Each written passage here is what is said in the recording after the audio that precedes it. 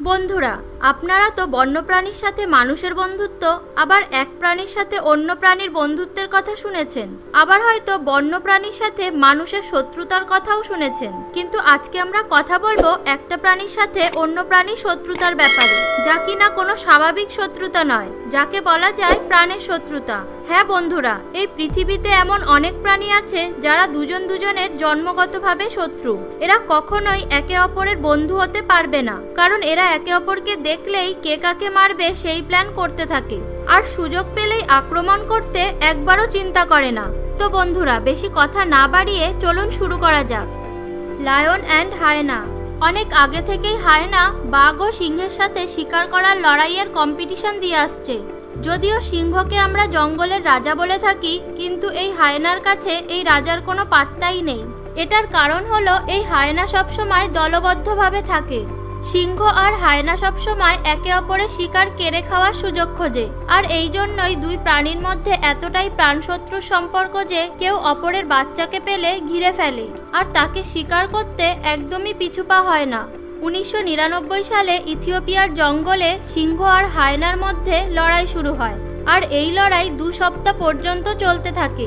এই লড়াইতে 35টি হায়না আর 6টি সিংহ মারা গিয়েছিল। বন্ধুরা, যদিও সিংহ শরীরে বড় হয়ে থাকে, কিন্তু হায়নার সামনে সিংহ কিছুই করতে পারে না। Elephant and rhinoceros. হাতি আর গন্ডার, এই দুটি প্রাণী অনেক ভারী শরীরের অধিকারী হয়ে থাকে, আর জেনারেলি তাদের শরীরের কালারও একই রকম হয়ে থাকে। বেশিরভাগ সময় এরা দুজন দুজনের জায়গাতে সবসময় শান্ত থাকে, কিন্তু পুরুষ হাতির ক্ষেত্রে একটা সময় আসে যখন হরমোন চেঞ্জের কারণে হাতির মাথা প্রচণ্ড পরিমাণে গরম হয়ে যায়। এমন সময় হাতি যে কোনো কিছুর ওপরই হামলা করার জন্য পাগল হয়ে থাকে, আর এই পাগল হওয়া হাতির সামনাসামনি একমাত্র গন্ডারই ভয় না পেয়ে করতে পারে। 2000 সালে একটি হাতির পাল প্রায় 36টি গন্ডারকে মেরে ফেলেছিল। Killer whale and great white shark. নীল জলের এই সমুদ্র যতটাই বড় ততটাই গভীর এবং ততটাই রহস্যময়। প্রাণীদের শত্রুদের কথা যখন আসে, তখন জলে থাকা প্রাণীরাও একদমই পিছিয়ে নেই। যেমন সমুদ্রের হোয়াইট শার্ককে সমুদ্রের সবচাইতে বড় শিকারীদের মধ্যে একটি মানা হয়, আর বিপরীত দিকে হোয়েল আকারে বড়, শান্ত, চুপচাপ স্বভাবের জায়ান্ট হয়ে থাকে। আর এটা সত্যি, কিলার হোয়েল নিজের খাবারের জন্য ফিশ আর পেঙ্গুইন মারার জন্য খুবই অ্যাপ্রিসিয়েট হয়ে থাকে। আর যদি সমুদ্রের রাজা গ্রেট হোয়াইট শার্কের কথা বলি, তাহলে ও কিলার হোয়েলকে চ্যালেঞ্জ করতে একেবারে পিছুপা হয় না। আর সবসময় এদের লড়াই একটা কারণেই হয়ে থাকে, দুজনেই একটাই শিকারের পেছনে ছোটার কারণে। Hippopotamus and crocodile. কুমিরের সাথে অন্য কোনো প্রাণীর একেবারেই বন্ধুত্ব হয় না, কারণ জলে থাকা জলহস্তী আর কুমির একে অপরকে একেবারেই সহ্য করতে পারে না। মাঝে মধ্যে জলহস্তী কুমিরের খাবার কেড়ে খেয়ে ফেলে, না হলে কুমিরের শিকারকে মুক্ত করে দেয়। জলহস্তী বড় দেহওয়ালা ঘাস খাওয়া জীব, দেখতে অনেকটা অলস মনে হয়, যে কিনা সবসময় জলের মধ্যে স্নান করতে থাকে। কিন্তু যখন দরকার হয়, জলহস্তী অ্যাগ্রেসিভ হয়ে যায়। নিজেকে এবং নিজের পালকে বাঁচানোর জন্য কুমিরকে নিজেদের এরিয়া থেকে তাড়িয়ে দেয়।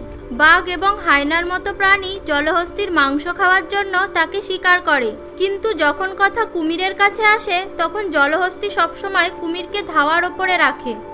Grizzly bear and Wolf. যদিও ভাল্লুক আর নেকড়ের মধ্যে লড়াই করার কোনো যুক্তিসঙ্গত কারণ থাকে না, কারণ জঙ্গল ভালো বড় হয়ে থাকে, আর এদের একটা শিকার নিয়ে লড়াই করার কোনো মানে নেই। এরা দুজনেই শিকারী, আর নিজের খাবার শিকার করে খেতেই পছন্দ করে। মাঝে মধ্যে হঠাৎ নেকড়েকে দেখা যায় ভাল্লুকের বাচ্চাকে ঘিরে ধরতে, কারণ কোনো নেকড়ে বড় ভাল্লুকের সামনে 1 মিনিটও টিকতে পারবে না। নেকড়ের থেকে ভাল্লুকের ওজন 4 গুণ বেশি হয়ে থাকে, আর ভাল্লুকের একটি থাবায় যে কোনো নেকড়েকে মৃত্যুর রাস্তা দেখিয়ে দিতে পারে বা কোনো বড় ধরনের আক্রান্ত করে দিতে পারে। কিন্তু নেকড়ে সবসময় দলবদ্ধ হয়ে শিকার করে, এই জন্যই এই দুজনের মধ্যে সবসময় ভাল্লুকের সাথে নেকড়ের দলের লড়াই হয়ে থাকে। Mongoose and cobra. আমরা সবসময় সাপ ও বেজির লড়াইয়ের কথা শুনে থাকি, আর কেনই বা হবে না? এরা দুজন দুজনের প্রাণের শত্রু, যা আমরা ছোটবেলা থেকে শুনে এসেছি।